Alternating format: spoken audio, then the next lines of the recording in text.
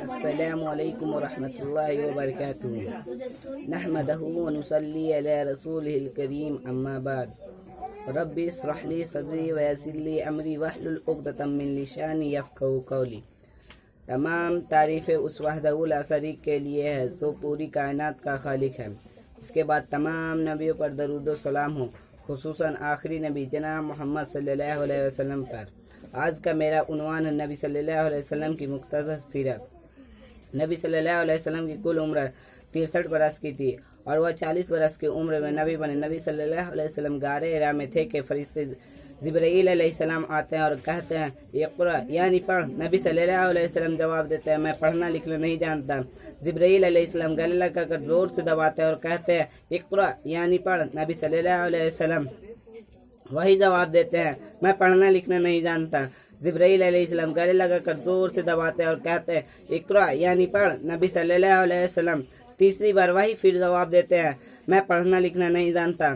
جبرائیل علیہ السلام تیسری بار گلے لگا کر زور سے دباتے ہیں اور کہتے ہیں اقرا بسم ربک الذی خلق۔ نبی صلی اللہ علیہ وسلم سمجھ جاتے کہ مجھے دہرانے کو کہہ رہا ہے اور دہراتے ہیں اقرا بسم ربک الذی خلق۔ جبرائیل علیہ السلام کہتے ہیں خلق الانسان من علق۔ نبی صلی اللہ علیہ وسلم کہتے ہیں خلق الانسان من علق۔ جبرائیل علیہ السلام کہتے ہیں اقرا وربک الاکرم۔ نبی صلی اللہ علیہ وسلم کہتے ہیں اقرا وربک الاکرم۔ جبرائیل علیہ السلام کہتے ہیں الذی علم بالقلم۔ نبی صلی اللہ علیہ وسلم کہتے ہیں الذی علم بالقلم۔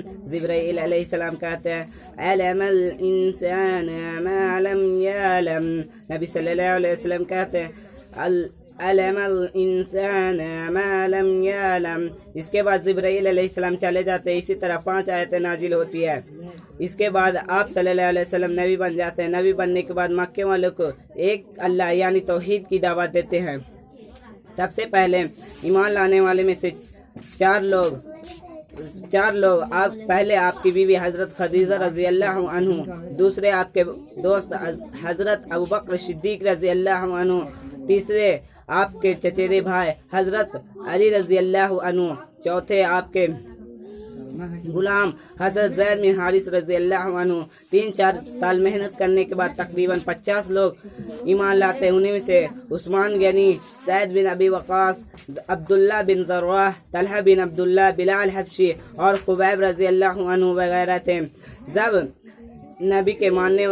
مکے والوں نے دیکھا کہ نبی کے ماننے والے دن بدن بڑھتے چلے جا رہے ہیں تو ایمان والوں پر لوگوں نے ظلم کرنے لگے۔ بلال حبشی کو ننگے بدن تپتی دھوپ میں ریت پر سلا دیا جاتا ہے اور اوپر سے پتھر رکھ دیا جاتا ہے اور خبیب رضی اللہ عنہ کو آگ پر سلا دیا جاتا ہے۔ کئی بار ابو جہل آپ صلی اللہ علیہ وسلم کو مارنے کے لیے آگے بڑھا مگر اس کی حفاظت اللہ نے کی اور وہ کچھ نہ کر سکا۔ ایک بار ایک کافر نے نبی صلی اللہ علیہ وسلم کے گلے میں چادر ڈال کر کھینچا اور ابوبکر صدیق رضی اللہ عنہ آپ کو بچانے کے لیے آگے بڑھے، مگر آپ کے ساتھ ابوبکر صدیق رضی اللہ عنہ کو اتنا مارا کہ وہ بے ہوش ہو گئے اور دشمنوں نے یہ سوچا کہ ابوبکر صدیق رضی اللہ عنہ مر چکے ہیں، مگر وہ زندہ تھے اور دھیرے دھیرے ٹھیک ہوئے۔ اب اسلام پردے کے باہر آ چکا تھا۔ آپ کی عمر 46 سال کی ہوئی تھی، یعنی نبوت کے 6 سال ہو چکی تھی۔ جب آپ کی عمر 47 سال کی ہوئی تو مکے والوں مشرکین مکہ نے آپ پر اور ایمان والوں پر پوری طرح سے بائیکاٹ کیا۔ مسلمانوں سے بات چیت، لین دین، شادی بیاہ سب بند کر دیے۔ یہ بائیکاٹ تقریباً 3 سال تک چلا۔ جب آپ کی عمر 50 سال کی ہوئی تو اسی سال آپ کے چچا اور آپ کے بیوی حضرت خدیجہ رضی اللہ عنہ کا انتقال ہو گیا۔ انا للہ و انا الیہ راجعون۔ جب آپ کی عمر 53 سال کی ہوئی تو آپ اور آپ کے ساتھی حضرت ابوبکر صدیق رضی اللہ عنہ اللہ کے حکم سے مکے سے ہجرت کر مدینے چلے گئے۔ अल्लाह के खातिर माल घर दरवाजा छोड़कर दूसरी जगह जाने को हिजरत कहते हैं। पर मक्के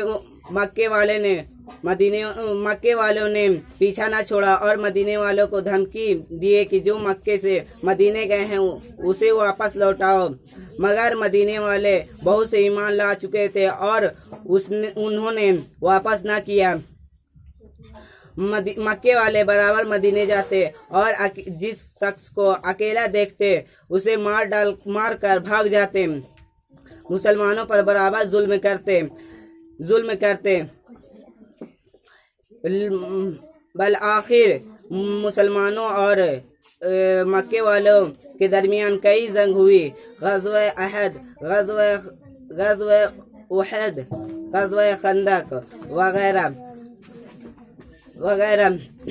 अल्लाह ताला हम सबको दीन की सही समझ दे और इस्लाम पर साबित रखे और मुशरिकीन मक्का को और मुसलमानों को दीन व आखिरत में इज्जत दे और मुशरिकीन मक्का को हलाक व बर्बाद कर दे। आमीन या रब्बुल आलमीन।